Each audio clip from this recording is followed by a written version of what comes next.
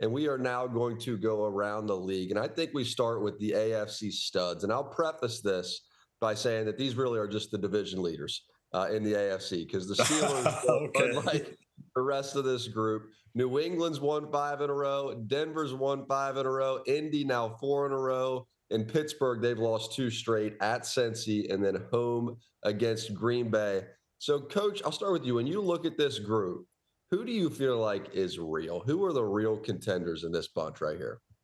Well, I look at Denver and I look at that defense. I think they're definitely a contender. The Colts have been playing outstanding football all year long, and 7-1, you can't argue with that.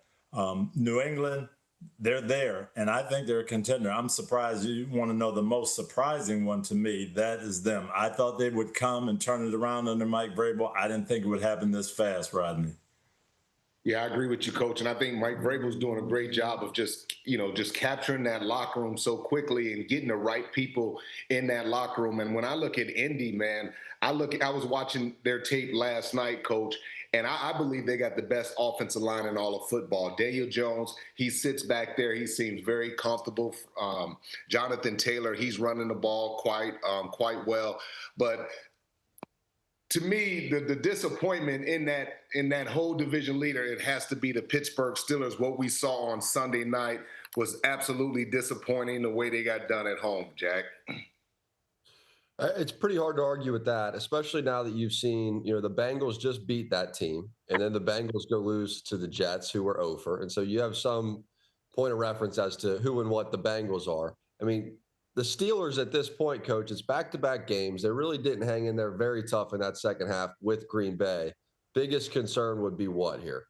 Oh, no question, the defense. I think Aaron Rodgers has helped the offense out, but I am not happy at all watching that defense give up 30 points week after week after week. A lot of talent there, but not playing together and not being on top of their fundamentals. Yeah, I agree with you, Coach. And, for me, I'm concerned about their defense, especially without their safety, Deshaun Elliott, no discipline back there. We've seen them struggle with miscommunications. And you see a guy like Darius Slay, supposed to be a veteran player that you can count on. He's turning down tackles. I tell you, and I said this to you guys on that post-game show, Mike Tomlin, he's going to have to go have a conversation with his defensive coordinator and all his defensive guys, because they got to get this back on track. And to me, it starts with the head coach. I agree with you, and they better do it quick, because Indianapolis coming in there, they've got a diversified attack. They can run the football. They're hitting deep passes. They've got a misdirection game. All the things that Pittsburgh has struggled with, they could put up 40 points in this game. It would not surprise me at all. Yep. Rod, if you had to say of those four, New England, Pitt, Indy, and Denver, who you have the most faith in for the remainder of this season, who would that be? Ooh, that's a tough one. That's a tough one. I have to go with two. I have to go with the New England Patriots, and I'm going with the Indianapolis Colts. And it's, you look at both of these. They're both quarterbacks are playing on the MVP level. Both coaches have done a really good job. It looks like these quarterbacks are very comfortable and familiar with their offensive coordinators. Coach, it's hard to pick one, so I'm picking two. I'm going with both of them. Well, I'm going to pick one, and I'm going to go opposite of you. I'm going to say the Denver Broncos. And just with my defensive roots, I watch what they're doing on defense. They can pressure the passer. They've got speed. They play hard. They're playing very good defense, and I have faith in defense. I love the Colts, but their injuries to their corners really concerns me. I just think Denver has the best defense going right now, and that's where I'd put my marbles. And even without Patrick Surtain, huh?